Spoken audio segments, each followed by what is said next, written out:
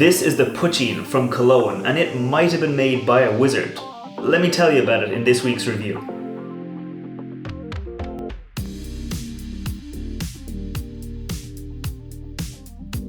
Welcome back to the channel. My name is Matt, I'm the whiskey nerd, and like I said, this is the Killowen Poitín. So let me get it into the glass and I'll tell you a little bit more about it. Now, first off, what exactly is Poitín? Well, Poitín is an interesting spirit. It is an Irish spirit, it is native to Ireland, and it's kind of at like a crossroads of flavour. So it's a bit lighter than whiskey, it's cleaner than gin, and has way more flavour than vodka, but it's different and distinct from each of those types of spirits. Poitín can be made from a variety of things, including potatoes, but traditionally it would have been made with a mixed mash bill of different grains and cereals like wheats, oats, barley, rye, that kind of thing. So that gives it a really nice, distinctive, kind of grainy, floral flavour. Now, the closest analogue in America might be White Dog or Moonshine, but it is very distinct from those. It does have a lot of flavour and it does kind of stand out as a spirit distinct from Moonshine, even though the closest thing to it is Moonshine, and for a long time Poitín was kind of called Irish Moonshine. Now, what makes Killowen special, and who's that wizard I mentioned earlier? Well, I'm in the Irish Whiskey Society, and anytime Killowen gets mentioned, specifically the head distiller or the malt master as they call him, Brendan Carty, gets mentioned, he's called a wizard because he's doing a lot of fun things with spirits. He has a tiny little craft distillery up in the mountains, up in Northern Ireland, and it's a very, very interesting little project because he's taking old recipes, he's taking kind of traditional historical recipes and making very, very nice modern spirits with them. In fact, I just saw a video on Instagram yesterday, which I'll see if I can put a picture of it up there, where they emptied their very first cask of whiskey. So that will be coming onto the market very, very soon, and you should definitely keep an eye out for their whiskey because I've no doubt that the whiskey he's made is going to be very, very good. But today we're talking about Poitín, specifically their standard Poitín. They have a few different varieties, but this is their kind of core Poitín, and it uses a very interesting mash bill. It's got 69.2% malted barley, 23% unmalted barley, 3.8% Maris Otter malt, which is a kind of different type of barley, 2% oats and 2% wheat. So it's a very kind of complex mixed mash bill, which should give a lot of different flavors, should give it nice light floral flavors, but also a lot of sweetness. So that's enough talking, let's get into it. Let's go in for the nose. Oh, like I said, I mean, I've had this a few times, I know what to expect, but it's so nice. It's the easiest way to describe it is it's light, and I don't mean that the flavors are soft, I don't mean that the flavors are not really there or they're hard to find. I mean, this comes in at 48%, so it is coming out of the glass nicely. But when I say it, the flavors are light. They're not going to be like deep, dark chocolate, cocoa. They're going to be light. It's going to be light cereal, grassy, grainy, really nice and strong flavors, but all on those like higher end notes. So immediately up front, I'm getting this kind of like lemon zest and a sherbet, very nice and kind of almost like a sharp green apple, just a really nice, fresh, fruity, floral aroma coming out of it.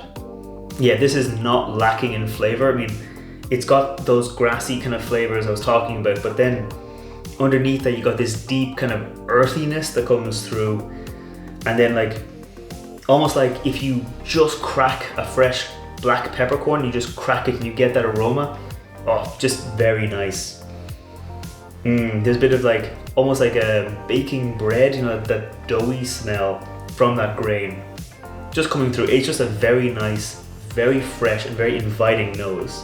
There's also a little bit of kind of shortbread coming through, but like I said, it is just leading in with that floral aroma, with those kind of lemon zest, apple. Actually, you know what? It's quite like a lemon drizzle cake where you get that grain sweetness, and then you get that lemon zest, lemon curd with the sugar on top of it. That's kind of what I'm getting here. Yeah, it's very nice and fresh. So let's go in for the palate on the Killowen. Cheers. Oh, that's really nice. The palate is so creamy and rich because it's got this nice kind of oiliness that you would get in a pot still whiskey that's just really come through with that unmalted barley that gives you this kind of creaminess coming through, but then the oats come through almost like a dense porridge where you get that completely mouth-coating kind of feel to it. Very nice, and it does have all that grain sweetness again from the nose. It's a little bit more subdued where the nose was lightness and freshness and everything was bright. The palate is a little bit more subdued, a little bit more like the bread has been baked. Rather than it being the bread dough, it's now that bread has been baked. It's still sweet, it's still grainy, it's just a little bit more kind of mellowed out and balanced out. The lemon kind of almost turned into like an orange note, so I'm gonna go in again for another sip and just kind of see what else I can find. Cheers. Yeah, that lemon definitely mellowed out into like an orange zest note, but interestingly was coming through that peppercorn note I mentioned. That's kind of gotten almost a little spicier. Now it's not hot, it's not really spicy, but it's almost like a bit of a chili kick. You know, like when you get like 1 or 2 grains of chili, just like that, one of the seeds of chili, that's kind of what it's like. It's got a little bit spicier in a very nice way, but all that sweetness, all that richness is just keeping everything in balance, and it's just a very, very nice poitín. So I'm gonna go in for another sip, but this time I'm gonna focus on the finish. Cheers. Okay, on the finish, it's very clean, like it's very balanced. That creaminess is hanging on, the bit of spiciness, the grain sweetness is hanging on. Then there's the little bit of resurgence of the apple that I was getting on the nose. That's come a little bit back into the finish, but that fades away pretty quickly. Left with like a little tingle of the spice, the creaminess, the richness is there. It's just very nice. There's nothing out of balance, there's nothing wrong with it. It's just a very, very nice, clean finish, and it has all the flavors from the nose and the palate just nicely lingering on into the finish.